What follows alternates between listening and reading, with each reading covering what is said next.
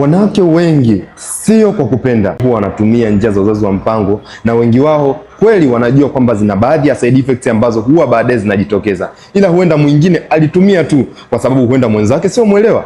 Mwingine alitumia tu kwa sababu mwenza wake huenda anamlazimisha wakutane katika kile kipindi ambacho ndio kwanza labda ametoka kujifungua hivi karibuni, ananyonyesha. Lakini pia wengi huwa wanatumia huenda kwa muda mwingine kuweza kujilinda kwa sababu hawapo tayari kulea kwa sasa hivi. Kwa hiyo ikiwa ni mwanamke ambaye ulitumia njia za uzazi wa mpango na ulijikuta sio kwa kupenda kwako, lakini kwa sasa hivi upo kwenye uhitaji wa mtoto, kwa sababu kipindi hicho kweli ulikuwa haupo kwenye uhitaji wa mtoto, ila sasa hivi unahitaji ubebe ujauzito kwa haraka zaidi. Huenda ni baada ya kutumia unajiona kwamba unapata hedhi ambayo haieleweki, unapata infection ambazo haziishi, changamoto za vimbe katika mfumo wako wa uzazi haziishi, uliambia pia mirija imeziba.